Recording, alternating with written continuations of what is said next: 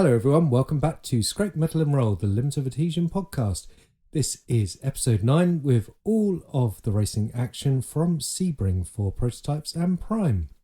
Joining me this time, I have the Chief Wizard himself, the Season 6 Prime champion.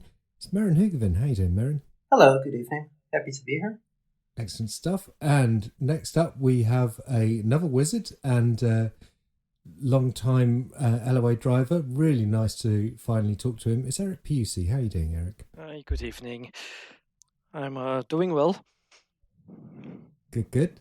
And finally, we have a driver who's made a return to the LOA this season, and we've had some excellent battles so far. I'd love to hear your side of the Road Atlanta Prime one.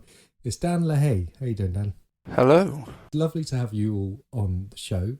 Merijn, let's start with you then, because you arrived with us in season 3, the back end of that in the Formula Renault 2.0, and made a big splash when we were sort of predicting you as being a champion straight away, really. But it took you a couple of seasons to manage it. So how did you find us? I was driving the Formula Renault at that point, so through the YouTube videos, I guess. And at some point, I decided, well, let's join the league and see how it goes.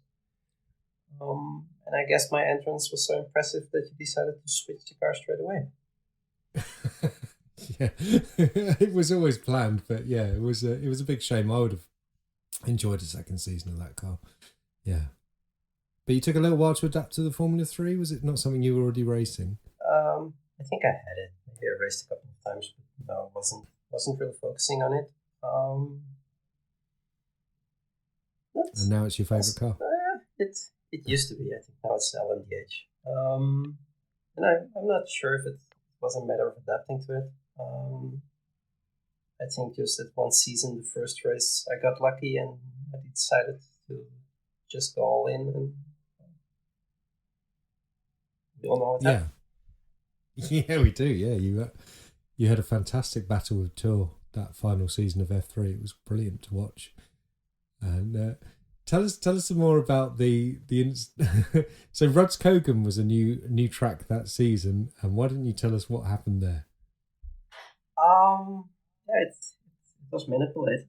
No, what happened is that we did a lot of laps just to get a setup because there were no setups available.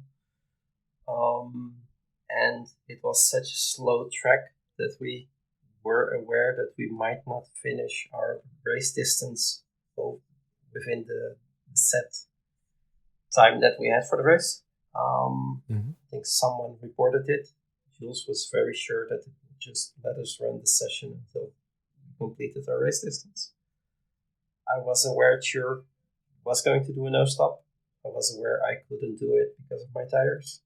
And I had just the hope that I would be able to do a pit stop and catch him on pace again.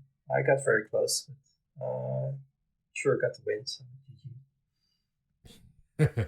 But yeah, like you say, a lot of laps. Was it 600 laps or something? I think so, but most of it was just really fine-tuning the setup, like changing something in the setup, doing a full stint to see if they improved something on the tires. So that upped the count quite a bit. Yeah, absolutely. And you've got quite an impressive rig there, haven't you? It got a bit out of control over the years. I think I'm more or less done right now. I haven't done the big upgrades for the last 2 years, I think. What sort of gear is it's kind of settled in. It's a CMQ base. It's hosting belt pedals, GSI wheels, and very nice. Three screens. So working quite nicely. Yeah. And a new driver in the household already shaping up to take over your seat. Yeah, he starts to turn the wheel a little bit when he's sitting here with me, so he's practicing. It'll still take a couple of years to reach the pedals. I think so, yeah. Excellent stuff. Well, let's come on to you then, Erik. You've been with us a long time as well now. How did you find us? Through Tom Parker. He told me about you guys and asked me a few times to join a race until I really joined at Imola Formula 3, I think, when the Club 1500 was still separated from the top split. Yeah. Oh, that season, yes, yeah. Yeah. And I That was a enjoyed the race very much, and I think I sticked with you guys from then on. yeah. Well, it's been lovely having you with us, and you're obviously quite a massive Damon Hill fan, am I right? Yeah, indeed. I started watching Formula One in '94, and the only driver I knew back then was Senna, of course, and he died that year at Imola. And then yeah, Damon Hill was his teammate, so I started following him more, and so I became a huge fan of him. Brilliant stuff, yeah. And what's been your favourite LOA sort of race series and things that we've done over the years? Because you've had a fair variety of things that you've driven with us now. Yeah, I liked Lotus 79.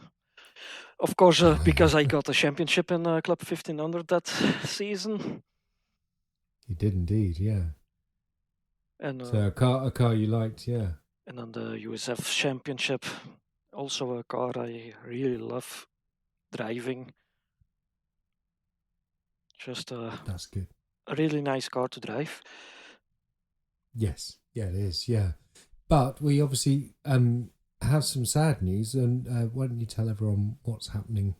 Yeah, I have problems with my shoulder every time I start to race, and a few minutes into a race, my shoulder begins to hurt, and yeah, at some point it's hard to keep the wheel with that arm.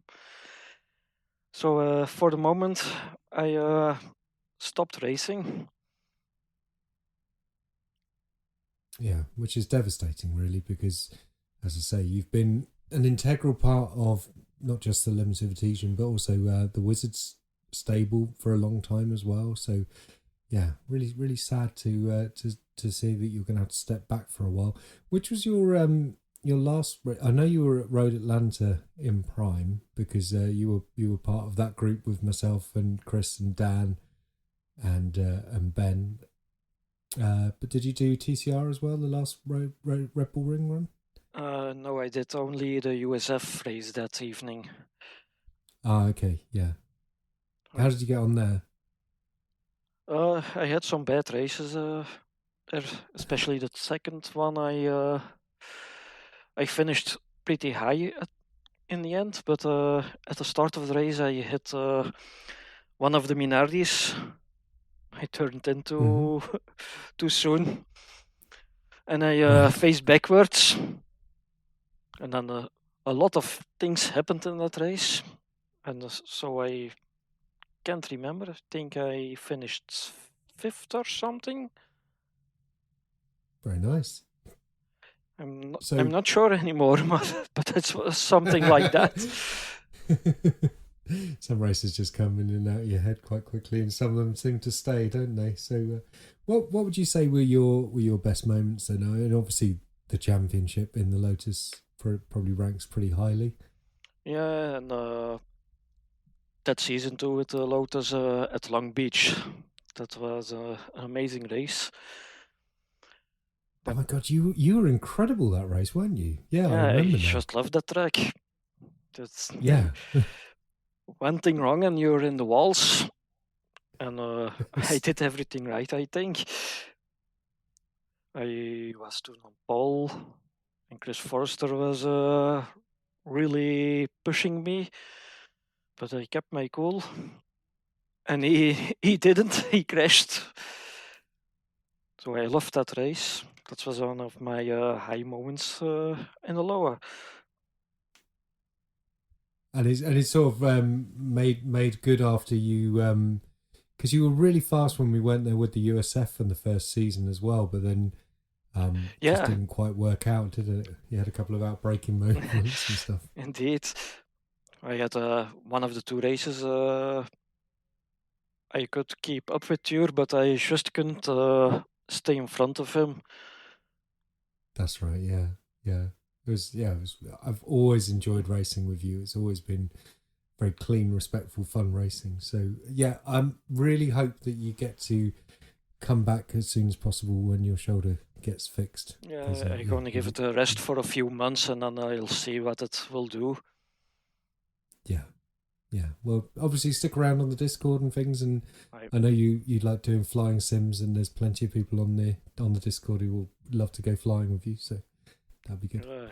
I'll stay for sure on the Discord. Fantastic. Well, Dan, let's come on to you then. First of all, you've been on a little break, haven't you? Now you're back, so it's lovely to see you back on the grid. So why don't you tell us about yourself and your sort of sim racing history? Yeah, hi Gareth, it's great to be back. Sort of life got in the way a bit, so I had to put this sim on the back burner, but hence back now with a bit more time and effort to put into it.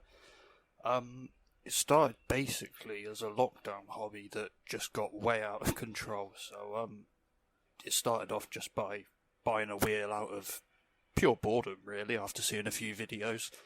I then brought an F1, I think it was F1 2019, and then found out what league racing was, saw the opportunities you could get through racing on PC and things like that, and then made the jump across, and yeah, it's got very out of hand, but hence how I found you guys. I haven't raced since the last GT3 league, and the F3 league, I do apologise. It's great to be back. And how did you find the LOA? I absolutely love LOA, to be honest. It's probably one of the best leagues that I've personally raced in terms of what you guys as admin offer. Race replays, things like that, the support. But it's carnage. You race in this. It's carnage in a good way. You race in this league in a way that you couldn't race in officials, because there's just all that trust and, trust in the ability of the people around you that they're going to race cleanly and fairly. So that's what I love. And to be honest with you, everyone's fantastic. There's some leagues you can go into and post some help or something, and they're either reluctant to get back to you, or not really interested in helping in that respect. So yeah, that's what keeps drawing me back here. Brilliant stuff. Oh, that's fantastic news. So, you mentioned, have you still got Fanatec gear at the moment, or have you gone even higher with that? I am still with Fanatec at the moment. I've only it'll be a year in May since I actually received it. So I did have 5 Logitech G920s before that, which kept giving up the ghost, but they create another ticket and then I could get another one out of warranty. So I thought, right, now's the time to make the change up to direct drive. And I think the bank account would prefer it if I stayed with this for as long as possible. Let's talk about Sebring then. The first time Sebring's appeared on the Prime and Prototypes calendars, I believe, certainly Prime. Merijn, tell us about what makes Sebring so good for you. Good question. I think it's, especially in the LMDH, LMP2 as well. I just really like the first few corners, like T1, T2, T3, I guess. When you get them right, it just feels great. Then we have the hotel corner. After that, you have the another section that just has like very good flow to it. Like, I think it's probably T70, 89. I'm not really sure about the numbers. I just drive around it. And then Sunset is also a very nice corner where you have multiple lines, and it's just a really nice track for multi-class. So it was a shame we didn't really get the opportunity to overtake the slower cars in our race last weekend. But hopefully going towards the endurance season, in the upcoming season, we'll have that opportunity to overtake some slower cars around there and play with traffic. Yes, and are you going to be the admin on Prototypes going forwards, endurance? I think that wish is there, and if that's the case, I think we'll be revisiting Sebring. I was going to say yes, inevitably going to be on the calendar then. For the love, the joy of some and the hate of many others. But, my problem with it has always been that the first few times I drove it, it turns into this sort of sea of grey towards it, and it's towards the end of the lap, but before you get on that back straight to Sunset, where you have to go out to the left to open up that final second to last corner, and it just sort of turned into this big sea of grey in VR, and I couldn't see where I was going. And when I first started practicing for this round, I actually literally turned left on the right-hander because I had no idea where I was going. So I do find it quite difficult there, and I think that's always made me a bit distasteful of the track. Although I must say the club layout is fantastic. I really like the club layout around there. So yeah, I think it is a fun track, and it is actually more interesting than I give it credit. I just love to hate on it. Yeah. So in the qualifying, Tour was just in another planet compared to the rest of us in the LMP3s. Merijn, was he actually in an LMP 2.5, or was he just really, really fast in the LMP3? I think Chur is one of the other drivers of the LOA that really appreciates Sebring and has plenty of laps around there. Yeah. Yeah, we've gone for the sort of double header of Tour favourite tracks from Road Atlanta to Sebring. So. It probably is also really a track where if you're familiar with it and if you really know how to drive it on the limit, like the amount of pace you extract from it compared to the other drivers, it just really shows.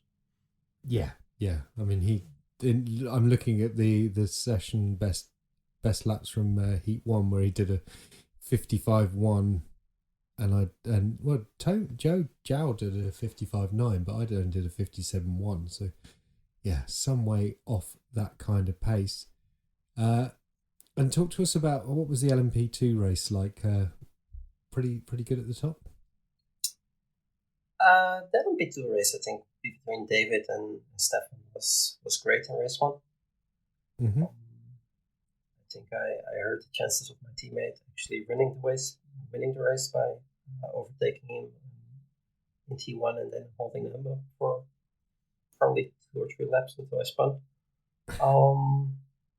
And then he ended up getting within a second on the finish line, I think. So that must have been quite a close battle. Looking forward to the video for that one. And race to the reverse grid, we had an LMP3 on pole, and that ended up pretty quickly for half the grid, unfortunately. There was a huge pile up, wasn't there, into T1 with all the LMP2s. Just quite funny to see coming back through in my LMP3, but yeah. So let's talk about the results then. So it was, as you say, David Glogokeki winning the race from Stephen Maxwell, just 0.4 between them two. Don Parker picking up a podium in 3rd place. And then Pavel Kuzmarek, yourself, Merijn, Gavin Kelly, James Renwick, and then Dan rounding out the LMP2s. It was Tour winning from myself and Zhao Tomi hunting me down at the end of the race. Rich Meesters, Mark Brown, Jake Weaver, and nice to see Jake back on the grid, actually. It's been a long time since Jake's ventured over from Oval Division, so nice to see him. And then Mark Innes at the rear, and sadly Mark was at the rear for the second race because he and I had a collision early doors, which was a big shame. So yeah, it was Stephen Maxwell winning race 2 in the LMP2s from Dom, and Pavel Kuzmarek on the podium, so congratulations to Pavel. David Glogokeki in 4th place, Merijn, you were in 5th. Tour 6th place overall, and winning LMP3 ahead of Zhao Tomi and Rich Meesters. And then Jake Weaver, Gavin Kelly a bit further down, then myself, Mark Brown. I know Gavin had a few spins. Then James. Dan, early finish. What happened? Yeah, not an early finish that I'd planned on, unfortunately. basically, I am getting there with the LMP2s. I'm willing to persevere with it. They just don't seem to agree with me at the moment. So, I'm a bit all over the place and losing it. But each, week on week, I'm trying to get that consistency in the car, basically. Yeah, challenging car. Would you be interested in maybe looking at? I mean, I don't know what Merej's plans are for endurance next season, but would you look at a different car or just persevere with the LMP2 if it's still on the grid? I would like to persevere with the LMP2, just purely because I don't want it to let it get the better of me per se. So, I'd definitely stick with it and try and get the laps in that I need. But then again, I'm not adverse to moving. If LMP2 dropped out, I'd be more than happy to jump in the LMP3 and get the fix in that sort of respect. So I'm completely open. That's what I kind of love about this this league, is it's not always set in stone. Some things come along that I absolutely love and I'm gutted to see go, but then other stuff comes in that I would never have in a million years dreamed of racing in a private league. So it's I'm adverse to anything really. Yeah. Erik, have you done much of the LMP driving and stuff? In the Lahey, I only did one race with LMP3, but I got myself a few Wizard endurance races in the special events of iRacing. Yes. And do you enjoy it? I know you did some endurance racing with Merijn and Tor. I have still flashbacks from Sebring. Is that the one where you dropped it from the lead? Yeah. Sorry to I bring got it up. spooked by P2 and locked up, and around I went straight in the tires and got a 4 or 5 minute repairs. So we dropped back to fourth or something. After Merijn and Tor did a fantastic race there. That was my first endurance I did. So that was not so great to start with. Yeah, I can remember how sorry you were feeling on the Discord back then. Yeah. It's almost a year now. We're starting the preparation for the new. And they still won't let you forget it. Yeah. The new attempt at Sebring. I hope they got the win this season then. We'll try. Do our best. Well, let's have a quick look at the championship standings at the moment. It's Logocheki versus Maxwell, and it seems to be the championship fight. Merijn, you're in third place, but over 100 points back from those two. Which way do you see the fight going, you guys, between Logocheki and Maxwell? It's a tough one because I think this round Maxwell probably outscored him. Some rounds Logocheki does really good. Some rounds Maxwell gets the points. So we'll have to wait until the end. I think it's a sensible bet. Yeah, got Gavin down in fourth place as well. So it could be a nice battle between you and Gavin for P3 in the championship, Merijn. So I'm looking forward to seeing what happens there. And so taking a look at LMP3 then, and we've got Tor jumping up onto the top of the championship with Russell missing Sebring. He's probably nailed on for the championship now, isn't he? What do you guys think? You've all driven against Tor in various championships. Erik, what do you think? Tor nailed on for the LMP3 championship, or do you think any of us have got a chance? Yeah, it looks like it that he is in pole position to win it. Yeah, I think you're probably right. Yeah. Yeah, I guess we're also getting to a part in the championship, like three rounds remaining. Maybe my focus should be helping my teammate instead of keeping him away from winning races. Yeah. I mean, I feel like I'm doing Ryan Tazuski a disservice when I say that I feel like I missed out on the double at Magny Cours, partly due to Tor punting me. in race 1, and then my computer having its freeze event in race 2. But I do feel like I let that one go, which is a big shame. But even so, there's no even with those last few extra points, I don't think I would be anywhere near Tour, but I would be slightly ahead maybe of Rich, who is still showing incredibly well in the championship. He's currently in 2nd place. Yeah, Rich is doing very well this season. He has, yeah. He's made a real step up across the board, actually, and it'd be nice to get him back on the podcast soon, actually, just to see what has changed, because something definitely has changed with Rich this season, which is great to see.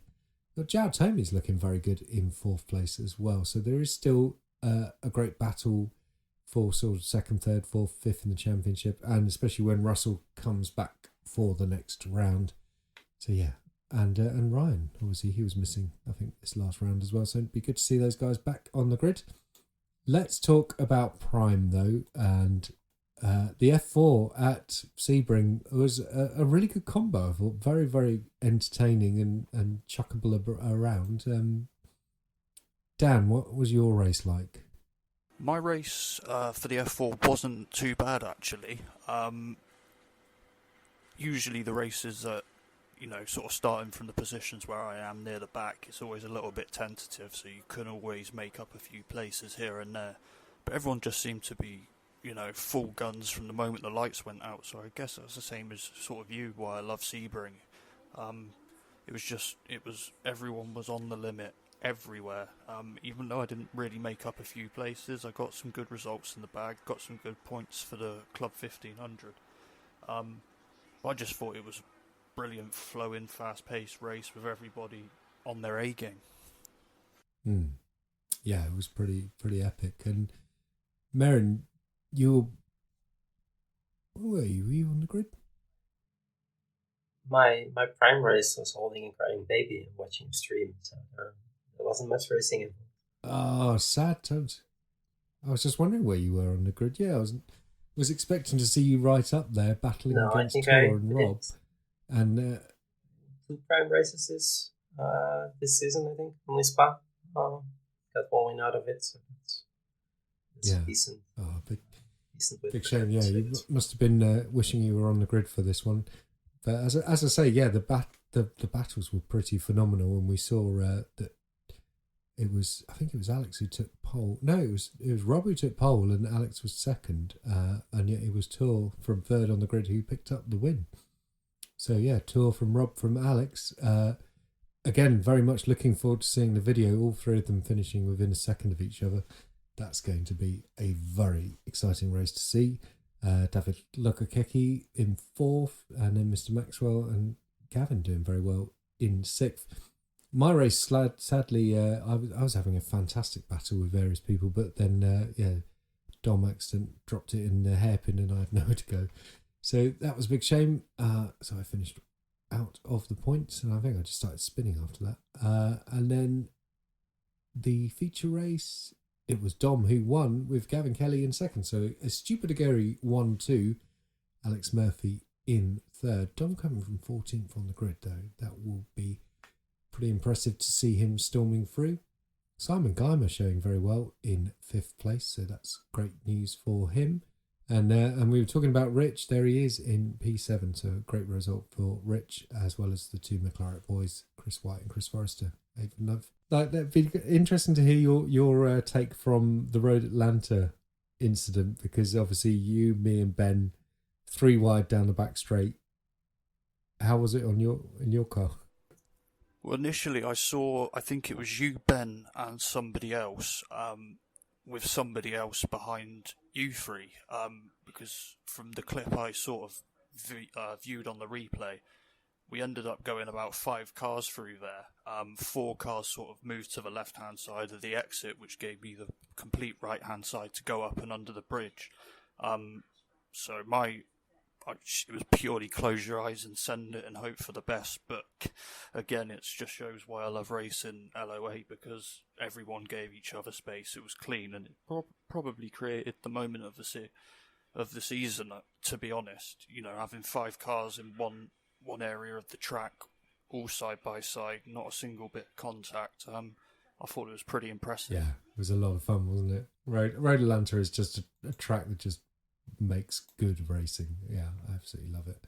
So let's take a look at the championship then, and it's Alex Murphy still leading the way and commanding lead from Gavin Kelly. Rob Miller up into third place. He had a good round at Sebring. Tours up to fourth. Afonso's dropped down one. I think he missed the race, didn't he? So hopefully Afonso will come back soon. And I don't think Michael Messenger was there either. Obviously, I mentioned Russell missing the round as well. And then if we just take a little look a bit further down, we need to do is bring up the Club 1500 Championship. That would help. It's Rich Meesters leading the way then. Philip Miles only 1 point behind. Steve Pepper 30 points behind him, so not too far away. And Dan, you got a great battle going on with Jao Tomei. 267 for you, 296 for him. So presumably, yeah, trying to get up to maybe third, fourth in the championship. Is that doable by the end?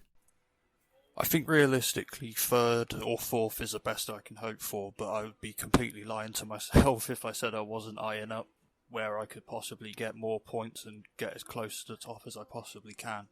But again, I think I've got to be realistic. I think if I took P3 in my first season back, I'd be over the moon with that. And if Club 1500 stays for the next season, I'll give that a go. And hopefully by the end of that, I've got some sort of pace to compete with you big boys up in the top part. So yeah, who knows? We'll just wait and see. As long as I'm consistent with the finishes, or make sure I finish, as we know from the LMP, that's not been the case.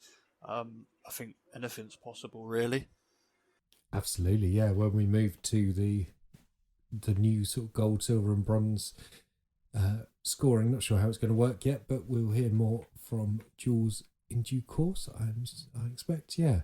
Well, that's it seems like a good time to wrap up. Let's just take a quick look at the upcoming races then. So Prime and Prototypes, we'll be going to Jerez next, won't we? Which should be very exciting, followed by, here we go. So we're going to Jerez, Watkins Glen and Suzuka. So, I mean, that is a pretty epic triple to round out the Prime and Prototype Championships. Very much looking forward to all three. And USF is going to Gateway Oval, followed by Long Beach and Charlotte Roval. So again, that's going to be quite a lot of fun. Long Beach, always good in the USF. And TCR is finishing with Hockenheim, Long Beach and Charlotte. So yeah, brilliant, nice. Well, indeed, yeah. So that's going to... Shame it'll be missing the Long Beach races with the USF. I know. I mean, could you just strap your shoulder up just for those, maybe? For the moment, my rig is in the addict, so... I think we'll all run Erik tribute liveries for that round. I think that would be rather cool. Excellent stuff. Right, well, yeah. I'm going to wrap up this episode then. I want to say a massive thank you to Merijn, to Erik and to Dan for appearing, and we will see you on track for TCR and USF. But in the meantime, it's time to say goodbye, guys. Yeah, thank you very much, guys, for having me. It's been a pleasure talking with you all this evening. Look forward to getting back on track. Thank you for having us. It was great. You're very welcome. Bye. Excellent stuff. Well, thank you very much for being on, and I hope you've all enjoyed listening to this episode of Scrap Metal and Roll, and we will see you next time. Bye.